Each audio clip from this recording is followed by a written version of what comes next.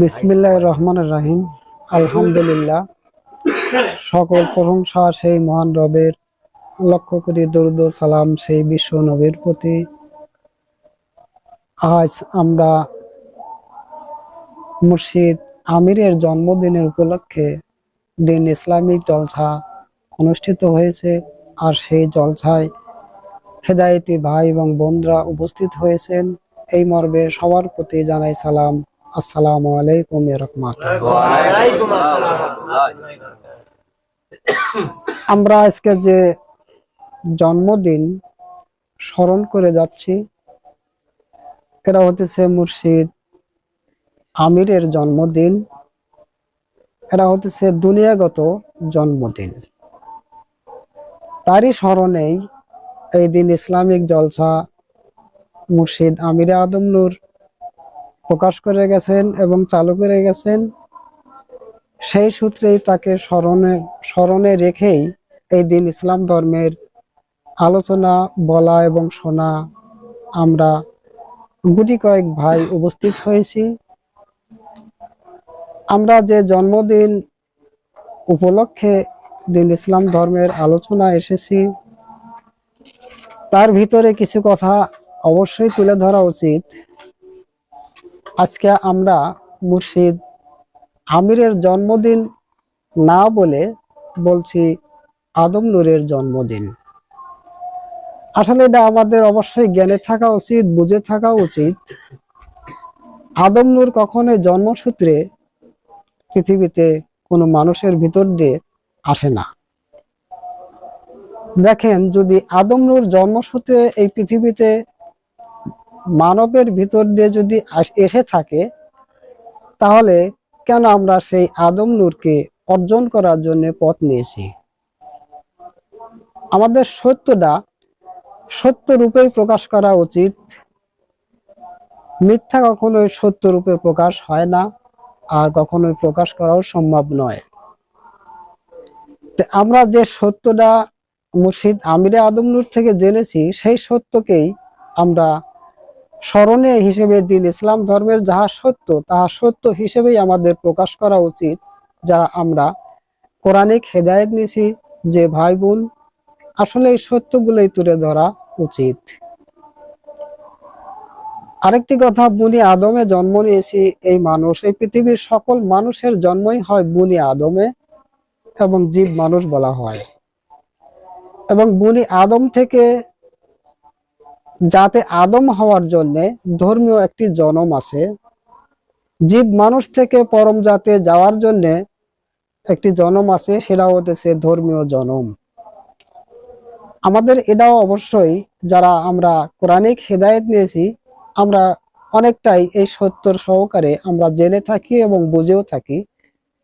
থাকার পরেও যদি আমরা অবুঝের ভিতরে চলে যাই, তাহলে আমাদের অবশ্যই দুর্বলতা ছাড়া অন্য কিছু না, আমাদের অজ্ঞানতা ছাড়া অন্য কিছু নয়। এখানে দ্বীন-ই নূর, দিন ইসলাম ধর্মের প্রকাশ করা হয়েছে, দ্বীন-ই নূরকে অর্জন করতে বলা হয়েছে। এই দ্বীন-ই নূর যদি জন্মসূত্রে আমাদের বনির মানুষের ভিতরে, জীবগত মানুষের ভিতরেই এই দ্বীন-ই নূর যদি আমাদের ভিতরে জন্মসূত্রেই আসতো, তাহলে দ্বীন-ই নূরকে অর্জন করার কোনো প্রশ্নই ওঠে না।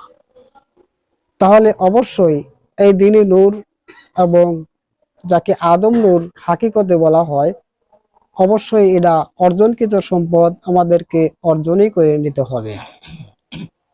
আদিপিতা আদম শফিউল্লাহর সূত্রে আত্মা আসে পিতার থেকে, এটা সত্য। আর মাতৃ অস্তিত্ব থেকে আমরা অস্তিত্ব পাই, এটাও সত্য। কিন্তু এই নূরের জনম, যে নূর আমরা অর্জন করতে চাচ্ছি, যে মানব জীবনকে অর্জন করতে যাচ্ছি, এরা অবশ্যই আমাদের ধর্মীয় হেদায়েতের মাধ্যম দিয়ে, ধর্মীয় জনমের ভিতর দিয়ে আমাদেরকে অর্জন করতে হয়। তো যাই হোক, যে মুর্শিদ আমিরে আদম নূর যে দুনিয়াগত জন্ম হিসেবে আমরা এই জন্মদিন উপলক্ষে ইসলাম ধর্মের আলোচনা করে থাকি, তার আরেকটি জনম আছে, আদম নূরের জনম। সেই আদম নূরের যে জনমের অনুষ্ঠান হয়ে থাকে, সেই অনুষ্ঠানটা হলো চৈত মাসের পূর্ণিমায়। এটা হতেছে তার আদম নূরের জাতের জনম এবং ধর্মীয় জনম এবং আদম নূরের প্রকাশ জনম। আর সেই জনমেই এই বাৎসরিক জলসা প্রত্যেক বছরে হয়ে থাকে চৈত্র মাসের পূর্ণিমায়।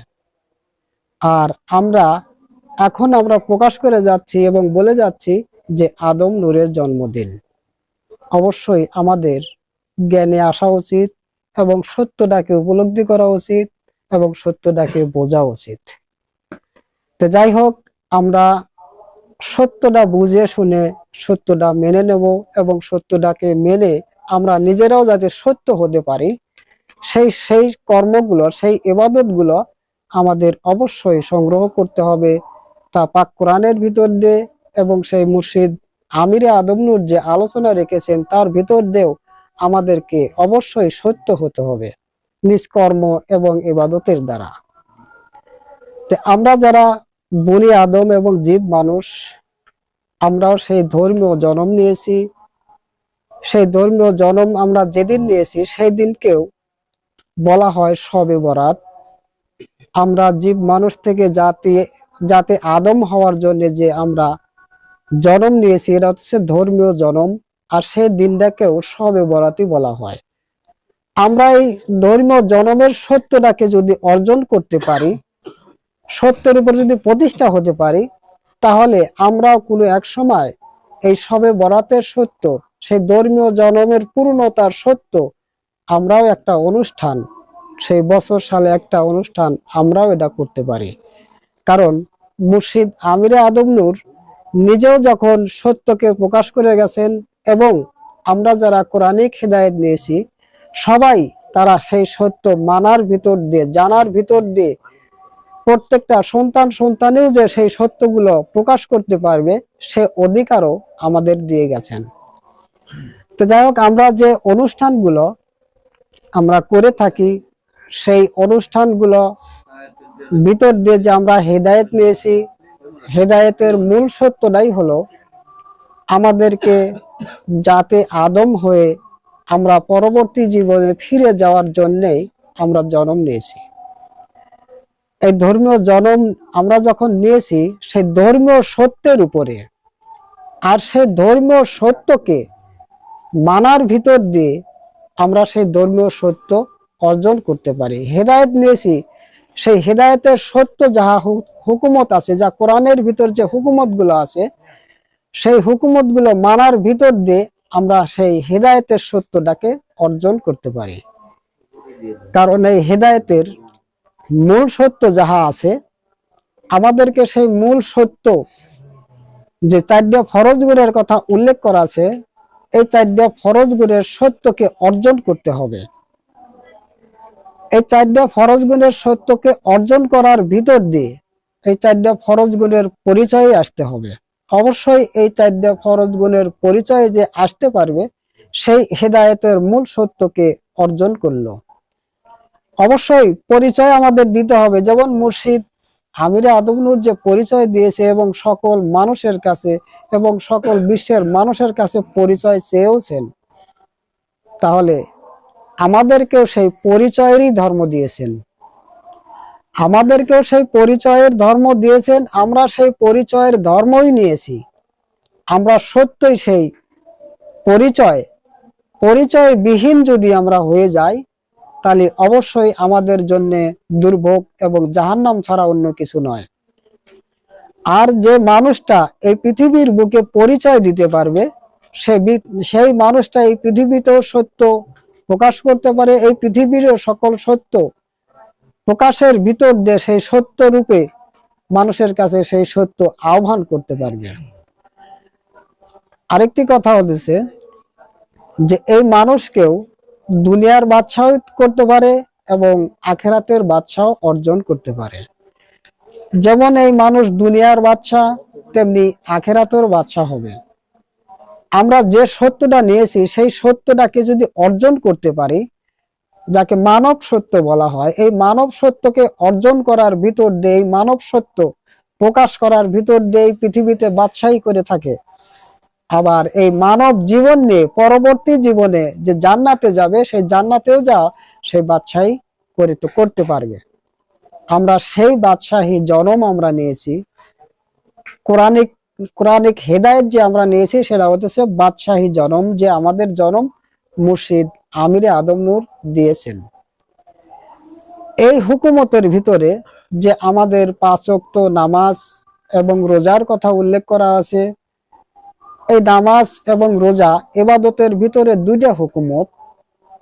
আরো যে হুকুমত গুলো আছে, এই নামাজ এবং রোজা যে সত্য হবে, যে কিসের উপরে এই নামাজ রোজা সত্য হবে, এটা আমাদের অবশ্যই বুঝে এবং জ্ঞানে আসতে হবে। এই নামাজ এবং রোজা সত্য হবেই হচ্ছে পবিত্র গুণের উপর এবং পবিত্র সত্তার উপর।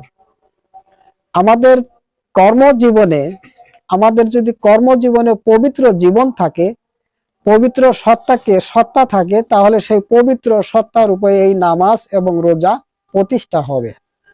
আর সেই প্রতিষ্ঠা হওয়ার ভিতরেই যে পবিত্র সত্তার যে জীবন, পবিত্র সত্তার যে আলো, আমরা সেই পবিত্র সত্তার ভিতর দিয়েই সেই আলো এবং জীবনের সকল সত্য প্রকাশে আসবে।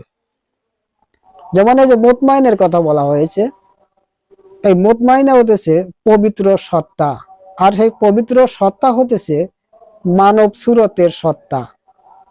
আদম সুরতের সত্তাকেই পবিত্র সত্তা বলা হয়, যাকে মানব সুরত বলা হয়। আর এই মানব সুরতকে কায়মিত্ব করার জন্য কোরআনিক ভাষায় এনেছে আকিমুস সালাত। আর এই আকিমুস সালাতকে যারা কায়মিত্ব করলো, পূর্ণতা করলো, তারাই সেই নফসুল মুতমাইনার উপরে দণ্ডায়মান হলো। এই নফসুল মুতমাইনা হতেছে পবিত্র একটি সত্তা, আর সেই পবিত্র সত্তার উপরেই যাকে আদম নূর বলেন এবং প্রকাশ হিসেবে দিনী নূর বলেন, সেই দিনী নূর জাগ্রত হয়ে যায়। আর যখন এই দিনী নূর জাগ্রত হয়ে যায়, অর্জন হয়ে যায়, তখন সেই দিনী নূরের সত্য প্রকাশ করতে পারে। আমরা সেই ধর্মই নিয়েছি যে আদম নূর হাকিকতে বলা হয় এবং প্রকাশ দিন ইসলামী দিনী নূর বলা হয়। এই দিন ইসলাম নামক নূর, মানে দিনী নূর কোরআনিক ভাষায় বলা হয়েছে দিনী নূর এবং দিনী ইসলাম। আমরা সেই দিনী ইসলাম ধর্মের অনুসারী। আমরা সেই নামাজ রোজার মাধ্যম দিয়ে আমাদের আগে প্রথম অবস্থায় আমাদের সৎ জীবন এবং পবিত্র জীবনকে রক্ষা করতে হবে। আমাদের সেই সৎ জীবন এবং পবিত্র জীবনের ভিতর দিয়েই আমাদের এই পরিশুদ্ধ, আমাদের অস্তিত্বর পরিশুদ্ধ এবং আমাদের সুরতের পরিশুদ্ধ আসবে। আর সেই সুরতের পরিশুদ্ধর ভিতর দিয়ে আমাদের যে ইবাদত গুলো রয়ে গেছে, সেই ইবাদতের ভিতর দিয়ে যে সাধনা রয়ে গেছে, সেই সাধনার ভিতর দিয়ে আমাদেরকে সেই অকাট্য সাধন যাকে বলা হয়, কোরআনের ভিতরে যে বলছে অকাট্য সাধনকারী, আমাদেরকে সেই অকাট্য সাধনকারী আমাদের হতে হবে কঠিন পরিশ্রমের দ্বারা। আমাদের যে কঠিন পরিশ্রমের দ্বারা, কঠিন সাধনার দ্বারা আমাকে আল্লাহ পাকের নৈকট্য হাসিল করতে হবে। এই কথাটাই কোরআন বলছে যে কঠিন সাধনার দ্বারা এবং কঠিন পরিশ্রমের দ্বারা আল্লাহ পাকের নৈকট্য লাভ করতে পারবে। তাহলে অবশ্যই আমাদের যদি মনে করি যে সৎ কর্ম এবং 5 ওয়াক্ত নামাজ এবং রোজা পালন করার ভিতর দিয়েই আমরা সেই পরিশুদ্ধ হতে পারবো, হ্যাঁ অবশ্যই অস্তিত্ব এবং সুরতকে পরিশুদ্ধ করতে পারবেন, কিন্তু জীবনকে অর্জন করতে হলে অবশ্যই আমাকে সাধনায় আসতে হবে। এই নামাজ এবং রোজার ভিতর দিয়ে, সৎ কর্মের ভিতর দিয়েও আমাকে সাধনায় থাকতে হবে। যেমন কোরআনের ভিতরে বলছে সর্বক্ষণই নামাজ, যাকে দায়মি নামাজ বলা হয়, দায়মি সালাত বলা হয়। এই সর্বক্ষণই সালাত হচ্ছে দায়মি সালাত বলা হয়। আর সেই ব্যক্তি সেই সর্বক্ষণই সালাতে উপস্থিত হতে পারে যতক্ষণ পর্যন্ত আকিমুস সালাতের পবিত্রতা অর্জন না করতে পারবে। কারণ আকিমুস সালাতের পবিত্রতা যখনই একজন মানুষ অর্জন করতে পারবে, তখনই সে দায়মি সালাতের উপরে উপনীত হলো। সালাতের আর একটা ভাষায় হতেছে, যেমন আমরা নামাজ বলি, নামাজ হতেছে সংযোগ এবং সালাতের শব্দের অর্থ হতেছে সংযোগ। তো এই যে আমরা আরাধনা করি, সংযোগ করি, সালাতের পবিত্র না হওয়া পর্যন্ত সালাতের সংযোগ হয় না সালাতের জীবনের সাথে। তো অবশ্যই সালাতের জীবনের সাথে আমাদেরকে সংযোগ করতে হবে, যতক্ষণ পর্যন্ত আমি সেই সালাতের পবিত্রতা অর্জন না করি। আর আমরা যখন সেই সালাতের পবিত্রতা অর্জন করতে পারবো, তখন এই সালাতের সংযোগ ঘটবে কার সাথে? সেই মহান মালিকের সাথে, সেই স্বীয় রবের সাথে সংযোগ ঘটবে। আর যখন সেই সংযোগ ঘটবে, কোরআনিক ভাষায় বলা হয়েছে তাকে মুমিন, কোরআনিক ভাষায় তাকে বলা হয়েছে মুমিন। আর এই মুমিনের সালাতেই এই মিরাজ ঘটে। আমরা সেই ধর্মই নিয়েছি, আমরা সেই ইবাদতই নিয়েছি। এই অনুষ্ঠানগুলো আমরা পালন করে যাব। মুর্শিদ আমিরে আদম নূর যে অনুষ্ঠানগুলো আমাদেরকে সামনে রেখে গেছেন, সেই অনুষ্ঠানের যাহা সত্য, সেই সত্য রূপে যাহা যেটা সত্য সেটাই ধরে আমরা যেন তার সত্যকে, সেই দিন ইসলাম ধর্মের সত্যকে আমরা মানুষের মাঝে তুলে ধরতে পারি। এবং আমরা সেই হেদায়েত যে নিয়েছি, সেই ধর্মীয় জন্ম যে আমরা নিয়েছি, সেই ধর্মীয় জন্মের সত্যকে অর্জন করে যেন আমরাও সেই মুর্শিদ আমিরে আদম নূরের থেকে যেন আমরাও তারই মতন, আমরাও যেন সেই বাৎসরিক একটা জলসা, সেই জন্ম মানে হেদায়েতি জন্মের যে অনুষ্ঠান, আমরাও যেন করতে পারি, আমরাও যেন সেই প্রতিষ্ঠাতা হতে পারি, আমরা যেন সেই সত্য হয়ে সেই মুর্শিদ আমিরের রবের থেকে রব নিয়ে আমরা সেই রব্বি আলা হতে পারি।